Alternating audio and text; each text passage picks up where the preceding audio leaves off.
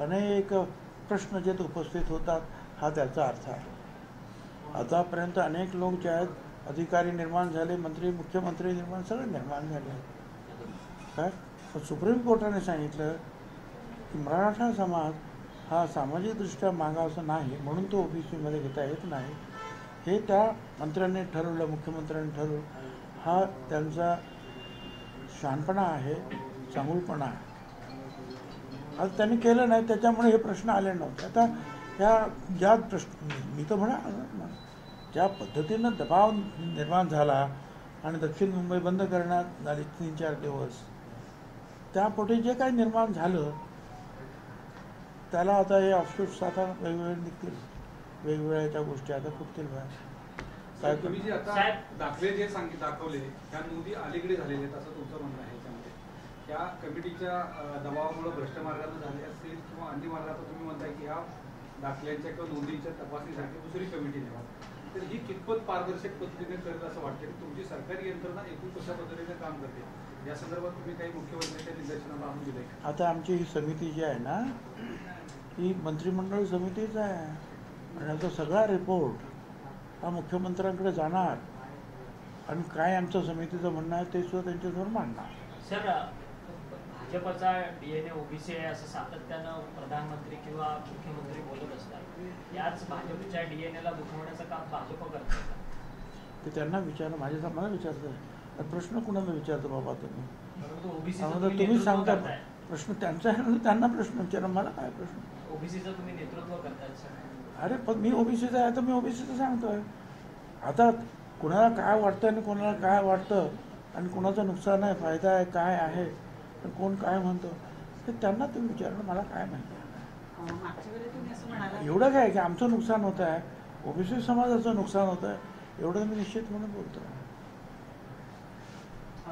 भटक्या विमुक्ताने ओबीसी समाजाचं मागच्या वेळेला तुम्ही म्हणाला होतं की शरद पवार असेल किंवा अजित पवार असेल यांना या मराठा आरक्षण प्रश्नामध्ये जे ओढलं जात आहे किंवा त्यांना जी घोषणा दिली जात आहेत, नावं ठेवली जात आहेत, तसं करू नये असं तुम्ही मागच्या वेळेला म्हणाला होतात. परंतु राधाकृष्ण विखे पाटील यांनी मात्र शरद पवारांच्या बद्दल बोलताना असं म्हटलं की ज्यांनी 50 वर्ष आरक्षण रखडवून ठेवलं समाजाचं, त्यांनी आम्हाला सांगू नये की समाजाला आरक्षण कसं द्यावं. मला वाटतं त्यांनी कसं काय रखडून ठेवलं आणि 50 वर्ष ते कुठे काय मुख्यमंत्री होते? ते मुख्यमंत्री काही वर्षासाठी होते. आणि ज्या वेळेला हे आलं मंडल आयोग, त्याच्यानंतर जेव्हा लागू ते केलं 93च्या नंतर, त्यावेळेला सुप्रीम कोर्टाने सांगितलं ना की आयोगाच्या थ्रू सगळे होणार.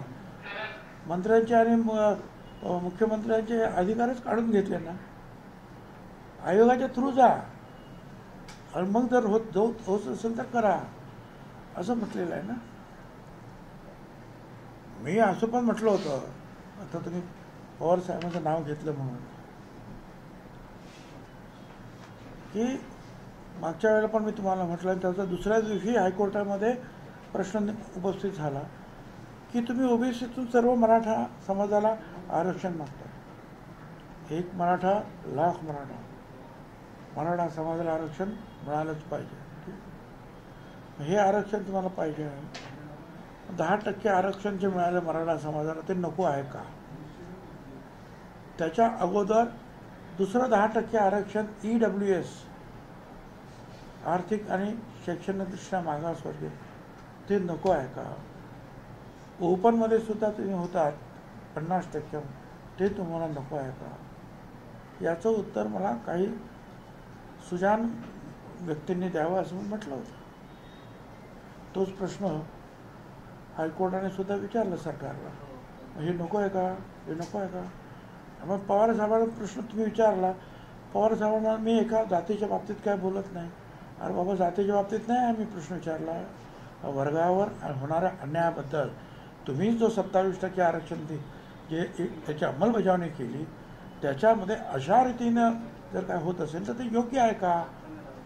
याचा एक सुजान राज्य करते म्हणून तुम्ही बोलायचं आहे. मी जातीवर उद्या काय बोलतो? आणि ओबीसी आमची जात नाही आहे, ओबीसी आमचा क्लास वर्ग आहे 374 जातींचा. पण ते सुद्धा असं त्याने ते म्हणजे मला असं वाटतं की कात्रजचा घाट दाखवला त्या प्रश्नाला त्यांनी. काल साहेब नाशिकमध्ये शरद पवार राष्ट्रवादी काँग्रेसने शरद पवारांनी फार मोठे कांदा आणि शेतकऱ्याचे प्रश्नावर मुद्दे उपस्थित केले. सगळा आरोप सरकारकडे होता आणि विशेषतः परत नेपाळसारखी परिस्थिती होईल असं एक सूचवाचक भूमिका घेतली. कायदा व सुव्यवस्थेवर नाशिकमध्ये येऊन पवारांना मुद्दे उपस्थित करायचे. पवारांना नाशिकमध्ये येऊन अशा स्वरूपाचं वातावरण निर्मिती करण्याचं कारण काय तुमच्या जिल्ह्यात? परत हा प्रश्न त्यांच्यासाठी आहे की माझ्यासाठी आहे? जिल्ह्याचे नेते तुम्ही. अरे तर त्यांना काय करायचं आहे, त्यांच्या मनामध्ये काय आहे, ते जे बोलतात त्याचा अर्थ काय लावायचा आहे, त्यांची भावना काय ते विचारा बाबा. आणि प्रश्न राहिला कांद्याचा, आज पुन्हा एकदा कांद्याचा प्रश्न मी सभागृहामध्ये आमच्या मंत्रिमंडळामध्ये उपस्थित केला जोरदार की हे जे आहे यांनी नाफेड येतो म्हटल्याबरोबर ताबडतोब 400-500 रुपयाने भाव कमी झाले आणि शेतकरी अडचणीत आला. ते स्पष्टच झालं पाहिजे की असं काय होत नाही आणि त्यात क्लॅरिटी आली पाहिजे लोकांच्या समोर. सर, झरंगे पाटील म्हणतात की जर तुम्ही कोर्टात जाण्याची भाषा करत असाल तर आम्ही देखील कोर्टात जाऊ आणि रस्त्यावरची जर भाषा केली तर रस्त्यावरती देखील उत्तर देऊ, अशा पद्धतीचं ते बोलतात. चांगली गोष्ट आहे. आणखी काय करायचं? या ना कोर्टात, या ना, काय करायचं या. कोर्टात या संदर्भात पण याचिका गेली आहे की ईडब्ल्यूएसचं पण आरक्षण आहे, त्याचसोबतच एससीबीसीचं आरक्षण आहे, त्याच्यावरती देखील कोर्ट प्रश्न उपस्थित करतात आणि अशातच ते तुम्हाला आव्हान देतात ओबीसीला की तुम्ही कोर्टात गेला तर आम्ही पण कोर्टात घेऊ. ते अगोदरच कोर्टात गेलेले आहेत 2-4 वर्षापासूनच की आमचं ओबीसीचं आरक्षण जे आहे हे पूर्णपणे काढून ठेव. एक केस आहेच त्यांची तशी. काय त्यांनी एक लक्षात घेतलं पाहिजे, ज्या मंडल आयोगाची तुम्ही गोष्ट करता तो मंडल आयोग हा केवळ महाराष्ट्राचा प्रश्न नाही आहे, हा अख्ख्या देशाचा प्रश्न आहे, देशातील सर्व राज्यांचा प्रश्न आहे, देशातील 54% लोकांचा प्रश्न आहे. आणि ते तुम्ही जाऊन करणार का मंडल आयोगाला आमचं चॅलेंज करणार? आणि मंडल आयोगाला चॅलेंज करणाऱ्याला मला सांगायचं आहे 9 जजेसच्या घटनापीठानं सुप्रीम कोर्टाच्या त्याच्यावर शिक्कामोर्तब केलेला आहे. माहीत नसतं कधी कधी लोकांना बोलतात. अभ्यासाचा प्रश्न असतो. धनंजय मुंडे म्हणतात की वंजारी आणि बंजारा उत्तर झालं. ओके सर, एक प्रश्न, तुम्ही त्या सदावर्तीच्या लेखीच्या कौतुक सोहळ्याला गेला होता, त्याची मोठी चर्चा होती. मला आमंत्रण आलं होतं आणि समजा आमच्या कुणी मुलगी जाते असे बॅरिस्टर होण्यासाठी आणि तिच्यासाठी जर एक स्वागत समारंभ ठेवला तर काय जाऊ नये असं काय आहे? हो, जाईन, मला वेळ मिळाला. आणि अशा ज्या लहान समाजातील मुलं जात असतील प्रदेशात आणि शिकत असतील, बॅरिस्टर होत असतील तर आपण कौतुक केलं पाहिजे. त्यात भाऊ काय नाही.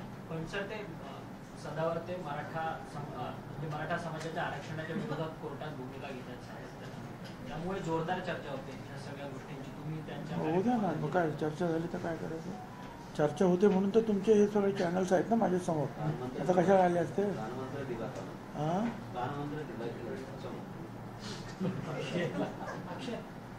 अहो ते काय जायला नाही लागत, हल्ली मोबाईल्स असतात ना सगळ्याकडे. असं आहे ते. आज माझ्यामुळे नाही, पहिल्यापासूनच ते जे आहेत हे मागासवर्गीयांच्या केसेससाठी लढतात. ओके सर, चला, धन्यवाद. थँक्यू.